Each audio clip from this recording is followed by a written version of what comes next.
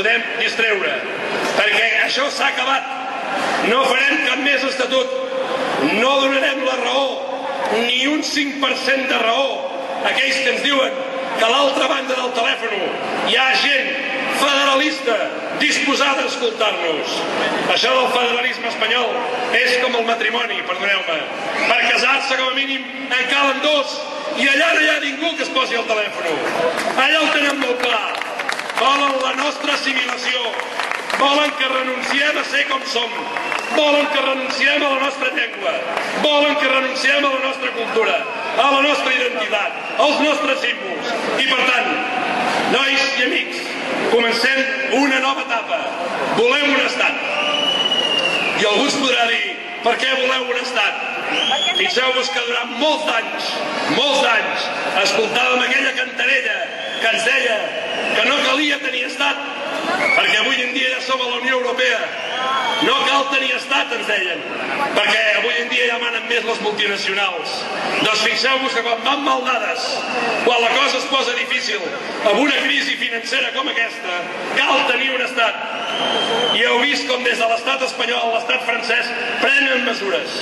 Però també heu vist com a la Unió Europea, si no tens estat, no hi ets comptat, perquè ens han tancat totes les portes.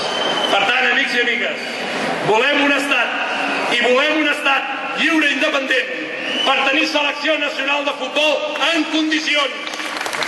Volem un estat per poder anar al camp de futbol, de bàsquet, el que sigui, per viure la nostra bandera, amb la nostra gent, i no haver de veure una selecció que no és la nostra i que ens la volen imposar dia i nit.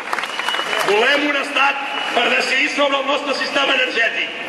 Volem un estat perquè no vingui el Pizarro de torn, els d'Endesa de torn, que van xuclant les nostres empreses amb un mal servei, que doten de mals recursos al nostre país per tenir un sistema energètic modern i alternatiu.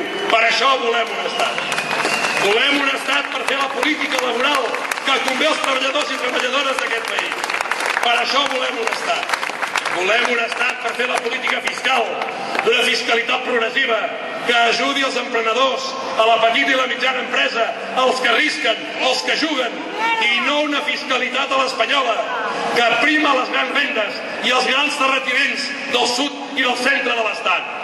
Volem un estat per deixar de pagar els ministeris de Madrid, aquella colla de corruptes, aquella colla que mantenen els advocats de l'estat de Falange, que després ens apareixen sota el llençol, Arenys de Munt.